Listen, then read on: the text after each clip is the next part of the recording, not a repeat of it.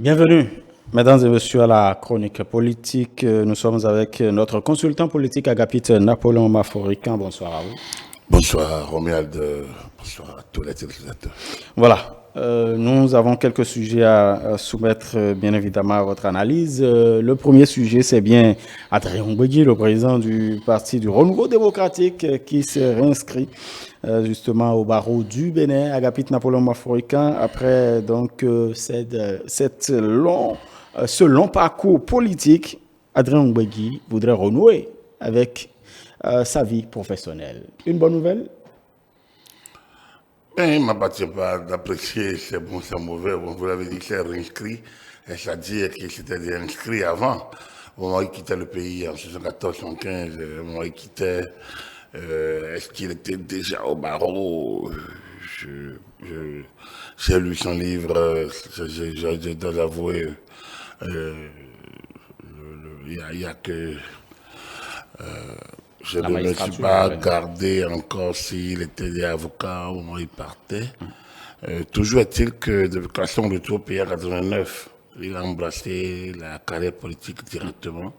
C'est vrai, quand on entendait parler de lui en tant qu'avocat du président, en tant qu'avocat d'affaires, hein, à l'époque à Libreville, au Gabon, un peu dans les affaires pétrolières, bon, tout ça, on a entendu beaucoup de choses.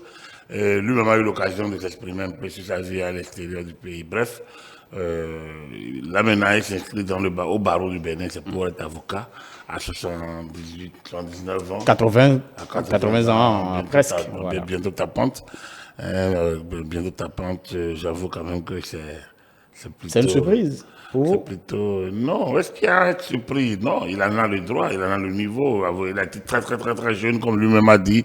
Très jeune magistrat, très jeune avocat. Il a été d'abord magistrat, comme il a dit. Donc, est-ce qu'il faut être surpris que l'intellectuel, qu'un homme revienne à sa profession de départ, à ses amours, ses premiers amours? Pas évident.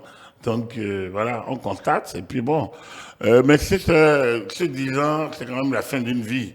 Ça veut dire que c'est la fin d'une vie. Est-ce que la conséquence directe, c'est la retraite politique alors? C'est ce que je vous dis. Ça veut dire quand même la fin d'une vie. C'est quand même la fin d'une vie politique. Une très riche vie politique qui mérite qu'on s'y arrête un instant en son temps. J'avoue qu'il serait important que la classe politique, les intellectuels béninois, un peu tous ceux qui ont pu quand même côtoyer notre Adrien Mbegui, direct ou indirectement, l'ont vu agir, aussi bien avant 75 qu'après 89, et puis essaye quand même donc de retracer cet homme quand même particulier, très particulier à mon humble avis, un peu unique en son genre sur la classe politique nationale, au niveau de notre classe politique. Je dis que ça mérite qu'on s'y arrête. Moi, je suis d'une génération qui n'a pas connu au préalable. Entendu parler de lui, je l'ai vu rentrer au pays en 89. Il devait avoir 49 ans à l'époque. Donc, voilà. Aujourd'hui, c'est heureux de le voir changer de vie.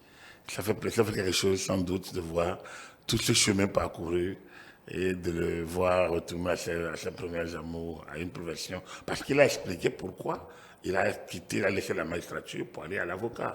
C'est un peu une partie de l'homme, une partie des idéaux de l'homme qui s'est traduit dans ce changement donc de magistrat à avocat. De postulat, parce que de magistrat à avocat, c'est pas toujours le cas. Beaucoup, c'est peut-être d'avocats vers la magistrature. Lui, c'est de magistrature vers l'avocature. Donc, tout ça, je pense que d'autres voient plus autorisés, meilleurs. Lui-même, il s'est raconté.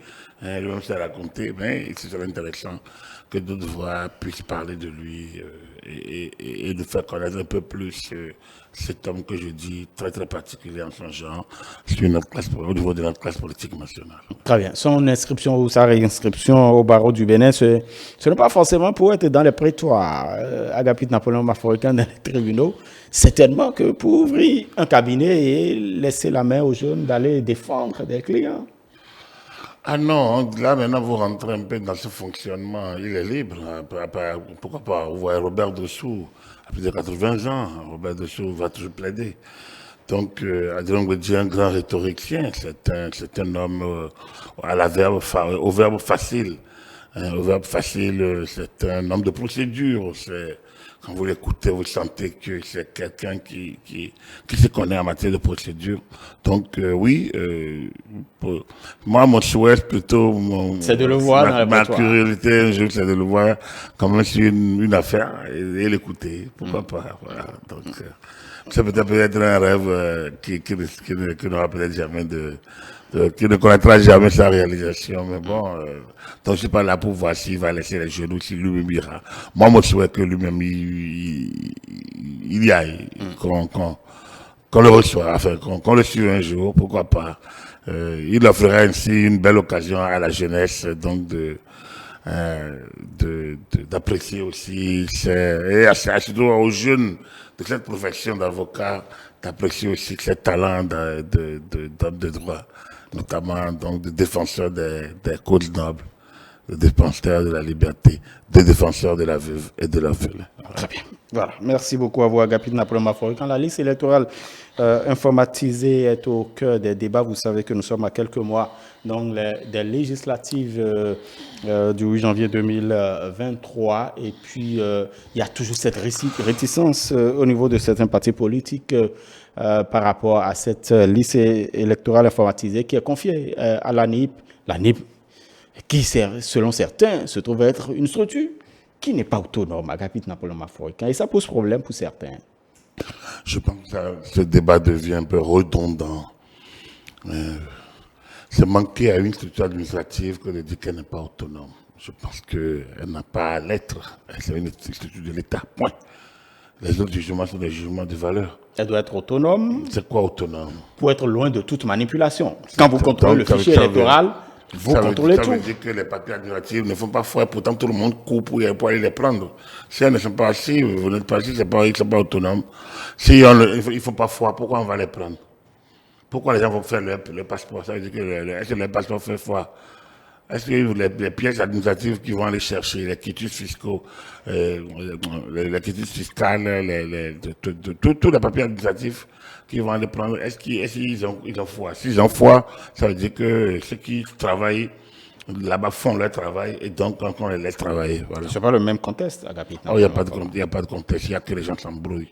Il y a que les gens embrouillent le jeu. Et puis dans tout le pays, c'est l'État qui organise les élections. Donc normalement, on doit revenir à ces postulats-là. Pour moi, dans tous les pays du monde, tout pays démocratique, on ne met aucune commission en place pour faire liste électorale, pour faire ci, pour faire ça. Partout, c'est l'État qui organise les structures étatiques qui organise les élections et on n'en parle plus. Donc, j'ai entendu Mélenchon dire, bon voilà, il a des doutes sur ça en France. Ça n'empêchera pas Mélenchon d'accepter les résultats tels que proclamés. Il va râler un peu, mais bon, il va finir par se calmer. Et c'est ce qui est le cas. Il faut qu'on avance. Il faut que les pays... On ne peut pas faire une démocratie tropicale et dire qu'on fait de la démocratie et au même moment vouloir être dans les postures, dans les formats internationaux. Si on veut faire de la démocratie tropicale, faisons-le jusqu'au bout. Donc, en la matière, moi, je trouve qu'il y a trop de rhétorique nuisible. Il y a trop de nuisances dans certains types de discours. Voilà. Alors, s'ils n'ont pas confiance en la NIP, d'accord, ils n'ont qu'à aller voir les voies de recours. Ils n'ont qu'à aller à la Cour suprême ou dans les chambres administratives concernés et dire, bon, voilà, ils n'ont pas confiance. C'est d'autres sacrifices à faire, alors. La démocratie, c'est aussi ça, avoir confiance en structure, aux structures auxquelles on a tous adhéré à travers la Constitution. Donc, la NIP n'est pas venue ex nihilo. La NIP est le produit d'une création. C'est une création de la loi. Et la loi a suivi une procédure qui lui est connue et tracée au niveau donc, de la Constitution. Et donc, en la matière, jeter le tort sur la NIP, c'est jeter le tort sur l'État. Très bien. Voilà, on va finir par cette triste nouvelle. Le Bénin a subi une fois encore voilà, une attaque terroriste, notamment à Dassari. Des forces de sécurité publiques ont trouvé la mort, donc ont été bien évidemment tués. Et les forces armées béninoises ont tout de même réagi. Nous avons lu le communiqué du chef d'état-major général des armées, Agapit Napoléon Mafory. Quand est-ce que nos États viendront à bout du terrorisme? Ce serait un idéal jamais atteint alors. Pourquoi vous êtes si pessimiste? Il faut y travailler, c'est tout. Il faut y travailler. Je pense que tout le monde doit y travailler. Ça, c'est au niveau de l'État, de ce qui se passe autour de nous. Et puis après, il faut que les dirigeants au niveau mondial travaillent pour réduire l'injustice, pour réduire un certain nombre d'écarts, pour réduire certaines frustrations profondes. Lorsque quelqu'un est au bout du rouleau et n'a plus rien d'autre à faire, il passe à des solutions extrêmes. On ne peut pas justifier ce qui se passe. Mais il faut qu'au niveau mondial, on réduise l'injustice, qu'on réduise certaines postures dominatrices où on impose certains formats qui ne sont pas nécessairement peut-être ce qui doit se faire. Il y a beaucoup les structures mondiales mises en place après la Deuxième Guerre mondiale, à mon avis, il faut les questionner. Est-ce qu'elles sont réellement encore d'actualité? Est-ce qu'elles portent encore les objectifs attendus? Est-ce qu'elles sont encore vraiment utiles dans leur format aujourd'hui? L'ONU répond encore à ces... Il y a beaucoup de situations, il y a beaucoup. Ce qui se passe en Ukraine, en Russie et dans l'Europe, globalement, ou l'OTAN par rapport aux pays qui entourent la Russie, tout ça doit pouvoir faire poser la question. On parle de terrorisme aujourd'hui, de djihadisme, mais ce qui s'est passé en Libye, il y a une décennie, elle fait partie des causes de la situation aujourd'hui. Je pense que oui, les pays africains vont sans doute arriver au bout, sans doute. Mais ce sera au prix de combien de sacrifices en vie humaine, combien de pères de famille, de fils, de braves, d'hommes en âge, de puissance, hein, qui auraient été abattus ou qui auraient connu la mort. Dans un cas comme dans un autre. Parce que même les individus dégénérés qui se donnent à ça, sont quand même des enfants des gens. Ils ont peut-être une famille. Il y a quelque chose qui ne va pas. Il faut qu'il y ait un discours. Il faut qu'il y ait un discours de paix. Il faut qu'il y ait un discours d'amour dans le monde. Et il faut que ce soit porté par les puissances. Aujourd'hui, on n'a pas l'impression que les gens portent ces discours-là. Ça, je pense que je peux expliquer cela. Quand les éléphants se battent, c'est les Serbes qui en pâtissent. Tout à fait. Je pense qu'il faudrait qu'au moment où nos vaillantes forces de défense et de sécurité se battent pour pouvoir juguler ce qui se passe au nord, pour empêcher que les gens s'énervent pour en arriver là où ils en arrivent. Je pense qu'au niveau mondial, il faut un nouvel ordre politique. Il faut une nouvelle génération de leaders.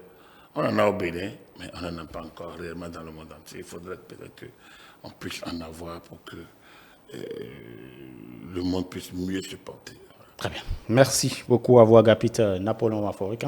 C'est la fin donc de la chronique politique pour le compte de ce 27 juin 2022, mesdames et messieurs. Et c'est la fin également de votre émission Le Grand Soir. Nous allons nous retrouver demain à partir de 18h30. D'ici à la portée, vous bien agréable suite de soirée sur nos antennes.